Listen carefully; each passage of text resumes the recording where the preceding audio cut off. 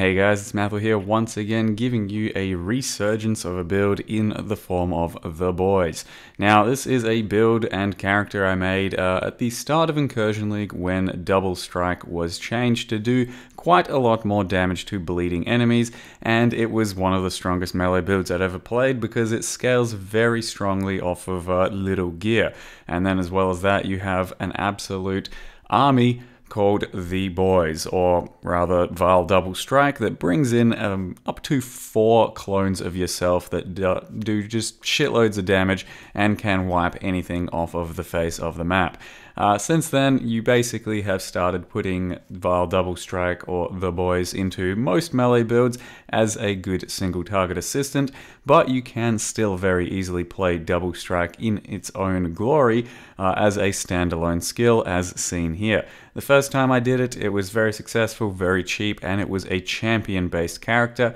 This time around, I'm trying to do it as a gladiator because, as we found out, the single target is well more than enough, especially as a champion, but Gladiator helps iron out your clear speed quite a good bit because the bleed explosions that Gladiator offers are 10% and scale off of your physical damage. So once you start hitting things with your Double Strike as a Gladiator, you will explode most packs almost immediately, and it helps go quite a long way towards having much better clear speed. So this is what we're doing this time around, and I've also decided to bust out some extra cheesiness in the form of Bloodseeker Claws. Now the reason to do this is because they give you instant Leech. So there aren't too many forms of instant Leech left in the game anymore, except for something like Bloodseeker Claws, which give you instant Leech when attacking with that weapon. So if you have one Bloodseeker and one really good Claw, every time you attack with the Bloodseeker, you will leech yourself back up to pretty much full with every single hit. You can, of course, though, like I'm currently doing, just have 2 Bloodseekers. They're very cheap, and they are good enough with Double Strike and its extra bleeding or extra damage while enemies are bleeding, that they have more than enough damage and a quite respectable amount in the end game, and thus you will be leeching to full with every single hit while doing respectable damage. So that's what I'm currently doing, and I may still craft another Claw just to have a bit more damage and a bit more smoothness in the playstyle, but the idea is to kind of show you guys that melee in Betrayal can still exist after the stat stick nerfs and whatever else the Betrayal shit throws at you. It means that you can still build an absolutely pure melee character in its purest form, attacking with a name lock skill, melee face to face, and on a fairly decent budget, and still get by just fine, as seen here. So it is intended to be somewhat of a budget character, but you can of course scale it into higher levels and higher damage, which I intend to do as well to show you that it's, you know, one of the more competitive types of character and play out there. So the clear is really good, the attack speed is really good, and the single target is really quite good as well. And all in all, doesn't cost very much. The Bloodseeker Claw is something I have avoided in the past because it is simply too cheesy and not something I really want to build around or play with, but a lot of people want a strong melee option out there at the moment, and don't feel as though melee is in a good place, and perhaps it really isn't, considering there's so many good ranged or spell options that don't require you to put yourself in quite as much danger. But that said, I do want to show you guys a few viable alternatives like this one, like a Tectonic Slam, so that you can get out there and play some melee and feel like a bit of a boss getting into encounters face first, toughness wise, and just actually compete in the melee scale of things. So this character, it's a bit cheesy, but Double Strike, very satisfying skill to play once you have the bleed explosions and once you have your army coming in against every single target encounter. And I do want to show you guys how I've built it so far, and hopefully in the next few days I'll also show you a bunch of the end game and how easily it goes down to a build like this. So here's our current character. It is a level 87 gladiator called The Boys, if you want to look him up, and it is built around the Bloodseeker Claw. So as I mentioned, gain life from Leech instantly from hits with this weapon. So only hits with this weapon, doesn't matter what your offhand is, will actually give you instant leech. So currently though I am running 2 of those just because I want to keep it somewhat realistic and budget, and I haven't quite crafted the fat claw that I've been trying to craft for the past few days. And it is totally viable in that sense. You can see they have okay physical damage, a bit of attack speed, basically no crit, but you can end up scaling the damage quite high because double strike itself adds pretty much this claw's amount of damage as physical damage against bleeding enemies. So it essentially will double the damage of the claw, and double strike has always been somewhat busted in that way. So as long as you're bleeding an enemy, you will have a lot of extra damage against the target, with physical essentially doubling damage of your claw, and thus scaling attack speed becomes quite valuable in this type of build.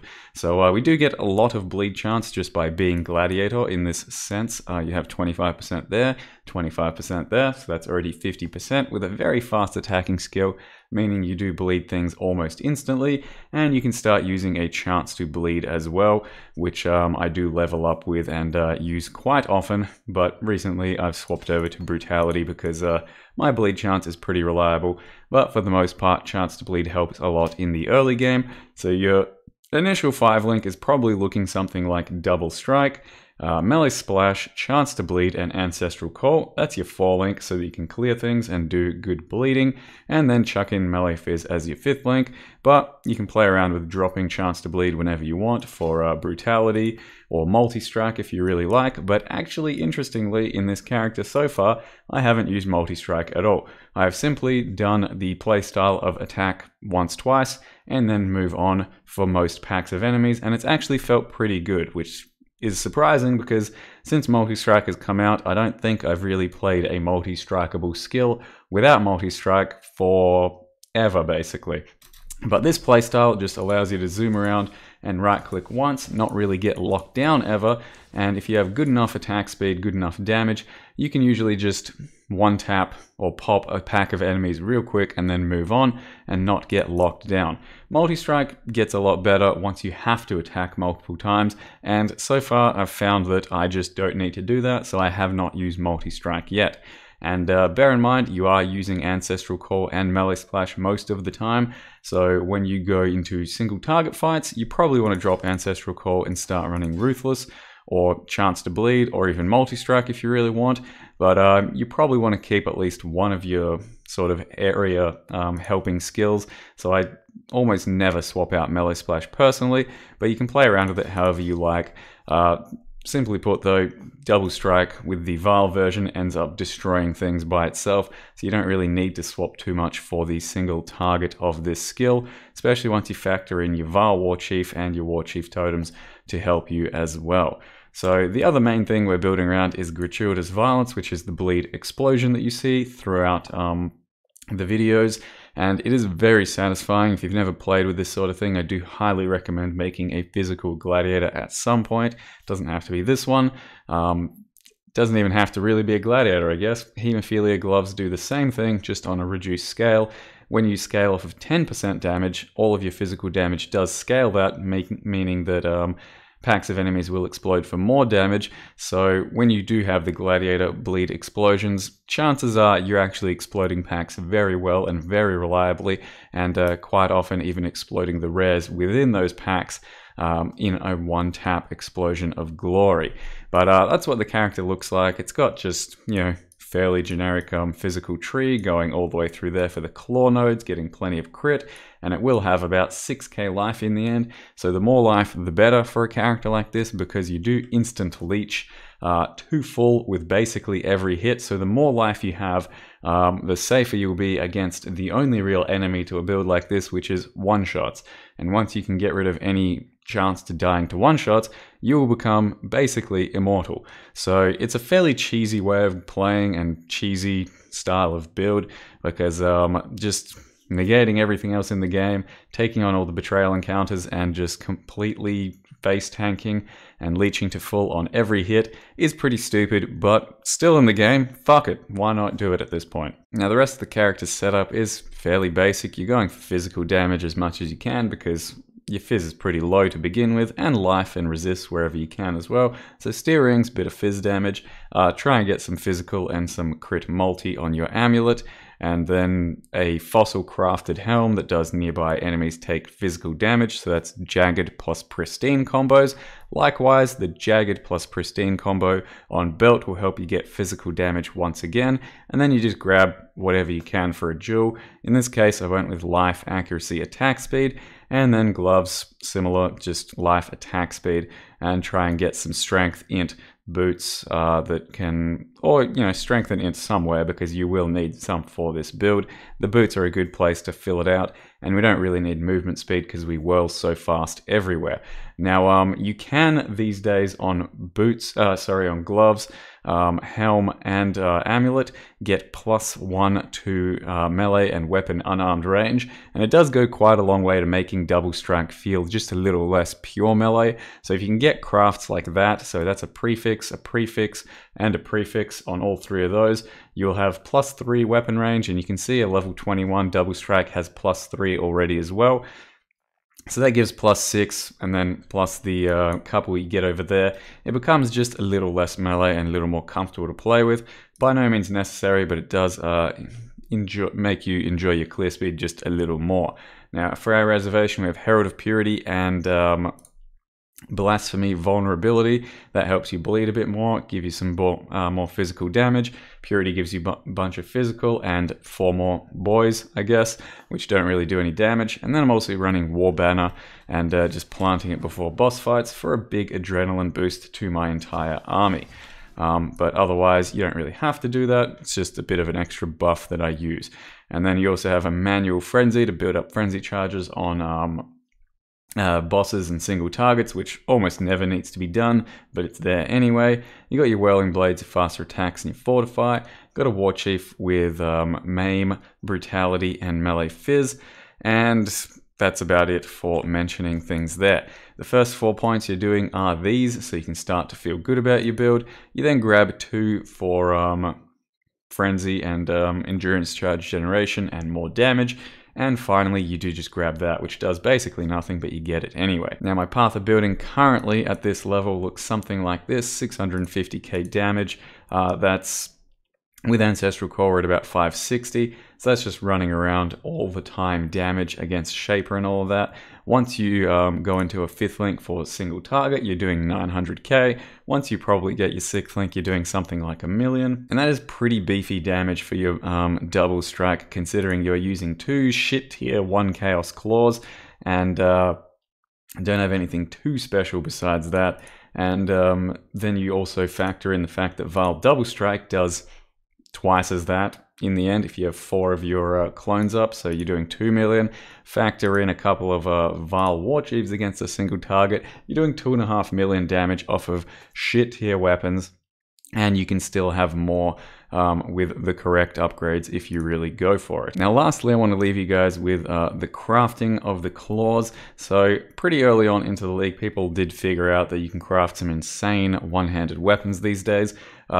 Previously to this league, anything over 300 DPS on a one-hander, 300 physical DPS with crit and attack speed was pretty fucking good. You're talking like an endgame beating weapon that could do everything and was fairly expensive. So, it would be several exalts, like 3 to 5 exalts, and it would be pretty tough to replicate that sort of weapon. There weren't too many out there much better.